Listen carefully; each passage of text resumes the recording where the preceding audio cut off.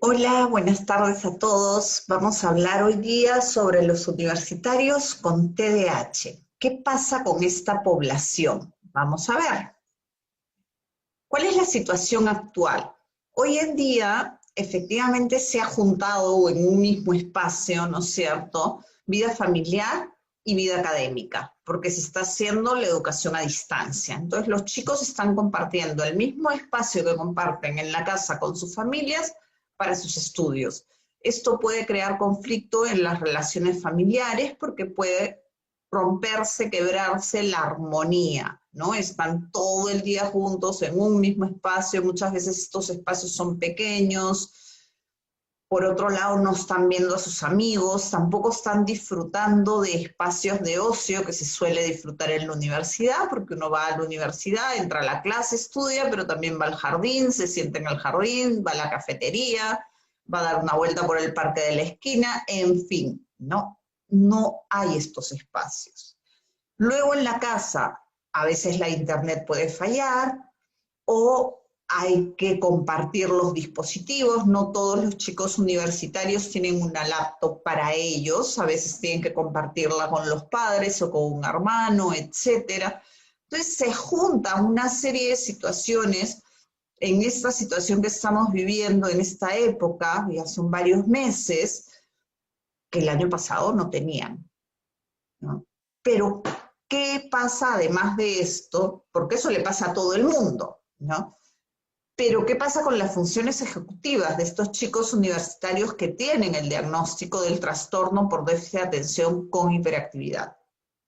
Por un lado vemos que el manejo del tiempo, que ya era deficiente en alguno de ellos, puede estar peor, ¿no? Es decir, si no tienen el hábito de ponerse alarmas para entrar a su clase a distancia, probablemente lleguen tarde algunas, se conecten tarde a algunas de las clases, ¿no? O simplemente se quedaron dormidos y perdieron esa clase. Claro, ustedes dirán, no pasa nada porque quedan grabadas. Sí, no, porque si es una clase sincrónica, tú puedes tener la oportunidad de levantar la mano y preguntarle al profesor algo que no entendiste. Si es la clase asincrónica que la tienes ya grabada, ¿a quién le preguntas? Sí, le puedes escribir un mail, ¿no? No sé si todos los profesores los están respondiendo o los están respondiendo a tiempo, al momento que el estudiante necesita esa respuesta. Eso es casi imposible, ¿no es cierto? Entonces, hay un pobre manejo del tiempo que puede estar afectando esta situación. La distracción en las redes sociales. Obviamente, si no tienen todos estos espacios sociales que mencionábamos hace un momentito, los van a tener por el celular o por la computadora, se van a conectar, ¿no? Hay aplicaciones incluso donde los chicos hacen fiestas y cada uno en su casa se prepara su trago y baila un rato y tal, y está bien que exista eso. Pero generalmente lo que sucede, o lo que sucede con muchos de estos chicos, es que se quedan pegados, como se dice coloquialmente, a los juegos en línea o al chat con la enamorada o con los amigos en estos grupos de WhatsApp y de pronto se dieron cuenta y pasaron 2 horas y no avanzaron su tarea que la tienen que entregar hasta las 10 de la noche, ¿no? Entonces hay una distracción permanente. Luego con la activación, a muchos chicos que están ahora en esta educación a distancia, que tienen TDAH, les está costando más que antes el activarse. Antes el activarse era salir de tu cama, darte un duchazo, irte en tu taxi, tu micro, caminando, lo que fuese en tu auto, a la universidad. Pero ahora es levantarse, lavarse la cara y prender la computadora. A muchos les está costando, ya hay un agotamiento por todo esto, ¿no? Les es difícil pasar de este estado de no hacer al estado de sí, tengo que hacerlo, ¿no? El esfuerzo sostenido, una vez que lograron prender la computadora, conectarse con su clase, hacer las actividades, ¿realmente las mantienen?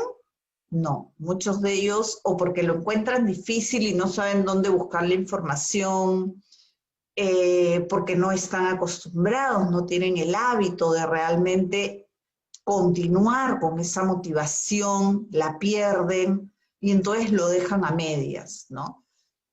Incluso si el trabajo es en grupo, a veces no responden bien en el grupo o hacen el mínimo esfuerzo, ¿no? Muchos profesores universitarios les dicen a sus alumnos, mira, yo sé que tú tienes mejor desempeño, has tenido mejor desempeño conmigo el año pasado, etcétera, pero ahora siento que estás haciendo el mínimo esfuerzo. Entonces sucede también.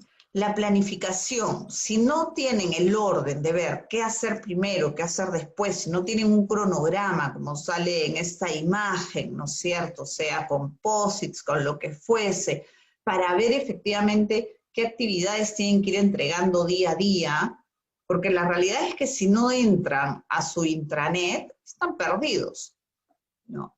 Entonces, está el hábito de planificar en qué momento del día van a estudiar, más allá del horario de clases, sino las horas que ellos tienen que dar por su cuenta de manera autónoma. Si no existe eso, va a ser difícil que les vaya bien en este desempeño a nivel universitario, ¿no? Y luego la postergación.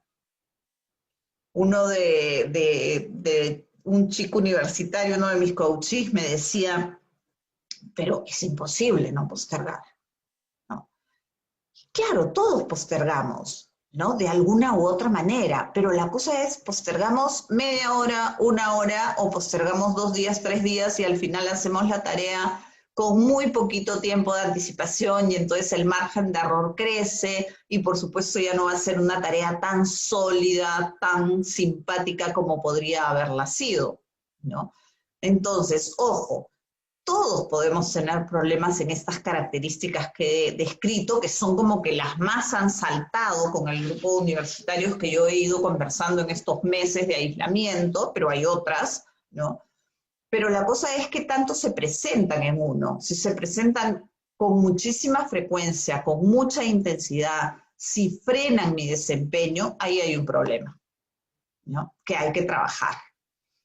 Entonces acuérdense, manejo del tiempo, distracción, activación, esfuerzo sostenido, planificación y la gran postergación o procrastinación, como es más conocida, versus la disciplina. Porque la realidad es que, ¿cuál es el antídoto para esto? Desarrollar hábitos y disciplina. No hay otra, ¿no? Pero no se pueden desarrollar a punta de correazos, obviamente, sino a punta de tomar conciencia e ir encontrando las estrategias que a cada quien le acomoden, desde buscar en qué espacio me siento más cómodo para estudiar, en qué momento del día rindo mejor, necesito música de fondo o no necesito música de fondo, necesito estar aislada o necesito estar con gente alrededor, etcétera, etcétera, etcétera. Algunos, pues un par de testimonios, ¿no? Algunos de los chicos dicen, mis amigos pueden estar sentados 2 horas estudiando, yo no lo logro. Y está bien, cada quien es diferente. La cosa es conocerse y de acuerdo a esas características propias, planificar. Si no puedo estar sentado 2 horas, no lo voy a estar. Pero entonces, ¿cómo voy a planificar mi tiempo para trabajar? ¿De pronto 1 hora o 35 minutos? ¿No? De ahí que voy a hacer los otros 25, en qué momento voy a retomar otros 35 minutos de trabajo, y así voy avanzando en el día con mis actividades. Entonces está bien si no pueden estar sentados 2 horas estudiando. La cosa es cómo planifican esas horas de estudio que necesitan en todo el día. Una chica me dice, me molesta no poder interrumpir al profe cuando no entiendo algo, ¿no? Claro, porque en algunas clases y en algunas universidades se puede, en otras no hay esta posibilidad, ¿no? Entonces le tienen que escribir, en este caso particular, esta chica tiene que escribir el mail, pero hasta que le llegue la respuesta, de pronto ya está en otra tarea, ya se pierde este contacto humano, se ha perdido por el momento, ¿no? En las clases. Otra chica me decía, para mí una de las cosas lindas de estudiar es el hecho de estar en mi clase con mis amigos, nos reímos, nos divertimos, planificamos el fin de semana, a veces estudiamos juntos, etc. ¿A qué voy con todo esto? Que todas estas características tanto todo esto del entorno en casa, todas estas funciones ejecutivas que pueden estar frenando su desempeño, van a llevar a que los chicos puedan estar un poco tristes, un poco hastiados, aburridos, ¿no? Frustrados. Y eso puede llevar a más ansiedad, a cuadros de ansiedad y también a bajones emocionales e incluso puede llegar a una depresión. Entonces hay que estar atentos porque hay que preocuparnos mucho por la salud mental de todos. Ahorita estamos hablando de la población de universitarios con TDAH, pero nadie está libre de tener una crisis nerviosa, de tener cuadros de ansiedad, de tener algún cuadro de depresión. Entonces hay que realmente cuidarnos para evitar estos casos. Entonces, ¿cómo apoyar a estos chicos? Los padres, los hermanos, sobre todo los padres que son los responsables, ¿no es cierto? Comunicación positiva en casa, respetar los espacios, no convertirnos en fiscales de nuestros hijos en el sentido que todo el día les estamos tocando la puerta o todo el día estamos preguntándoles, ¿estudiaste? ¿Qué hiciste? ¿Terminaste? Etcétera, porque eso carga también, ¿no? Validar su esfuerzo, trabajar en conjunto, por esto esta figura, ¿no? Una familia es una pequeña comunidad, que todos se apoyan, que todos se tienen que conocer y ver cómo cada uno puede aportar al otro. Acuerdos conjuntos, hace 2 días Juan José Calderón, psicólogo de la asociación, ha hablado sobre cómo establecer acuerdos, ¿no es cierto? Y tratamiento efectivo del TDAH. ¿Está llevando algún tratamiento o por todo este tema de la pandemia lo ha frenado? Ya los psicólogos están trabajando online, ya los coaches estamos trabajando online, ya los médicos están trabajando online. ¿Qué tratamiento tiene este chico? ¿Cuál es el que necesita? Lo tendría que retomar si es el caso que lo necesite, ¿no es cierto? Pero además de todo eso, hay que animarlos, y hay que animarlos con el ejemplo, hay que hacerlo uno también como padre y como madre, hacer ejercicio físico, respetar las horas de sueño y tener una alimentación balanceada. Eso es importantísimo, ¿no? Yo siempre les digo a mis chicos, ¿cómo le puedes pedir al motor de tu auto que rinda bien si le pones una gasolina, no sé, pésima, ¿no? O mezclada con otra cosa, algo que no sirve?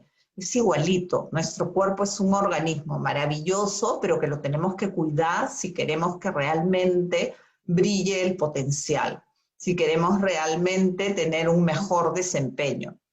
Entonces, comida saludable, sueño, las horas que necesite cada organismo. Hay chicos que me dicen, yo más de 6 horas y media no puedo dormir. Es verdad que hay muchos chicos hiperactivos que si duermen 7 horas, más bien se sienten mal. Y que desde muy pequeños siempre han dormido 6 horas y media. Está bien, cada uno conoce su organismo, pero hay que dormir, ¿no? Como no hay estas clases presenciales, algunos chicos se están quedando hasta la madrugada viendo películas o conversando o en las mismas redes. Eso hay que evitarlo, ¿no? Hay chicos que incluso están trastocando su horario, entonces en la noche, que todos están dormidos, ellos estudian, trabajan, avanzan y en el día duermen hasta las 2 de la tarde. Entonces hay que ver cómo se maneja eso para ir mejorando y entrar al ritmo de día y noche, digamos. Entonces, como papá, como mamá, ¿qué tengo que trabajar adecuadamente para apoyar adecuadamente a este hijo o hija adolescente? Y yo digo adolescente porque he debido poner universitario, pero muchos universitarios todavía son adolescentes. ¿Qué pasa si está en primer año de universidad y tiene 17 años porque acaba de salir del colegio? ¿No? Entonces no estoy hablando del adolescente de 25 o 27, pero probablemente sí el de 17, 18. ¿Qué tengo que trabajar? Que la balanza que estamos mirando en esta imagen no se incline del todo ni hacia la razón ni hacia la emoción. La sabiduría, que no la vamos a alcanzar, pero tenemos que trabajar para ir hacia ese camino, es intentar llegar a ese equilibrio donde pesen igual la razón y la emoción. Porque si pesa solo la razón, me voy a convertir en un fiscal mano militar, digamos, y si pesa solo la emoción, no le voy a dar a mi hijo la estructura que necesita en casa. Entonces, ese es el trabajo, digamos, más difícil, pero es el trabajo que nos hace crecer como personas y que hace que nos convirtamos en buenos padres de familia y que es lo que necesitan los chicos además. Entonces, los dejo con una pregunta: ¿cómo voy a medir estos avances? ¿No? ¿Qué me voy a proponer como meta para poder apoyar a mi hijo? ¿No? Yo, ¿qué voy a trabajar yo como mamá? ¿Qué voy a trabajar yo como papá? ¿Y cómo voy a medir mis avances? ¿Le voy a pedir su opinión? ¿Se la voy a pedir a mi pareja? ¿Yo solito me voy a hacer el autofeedback? Hay que ir pensando.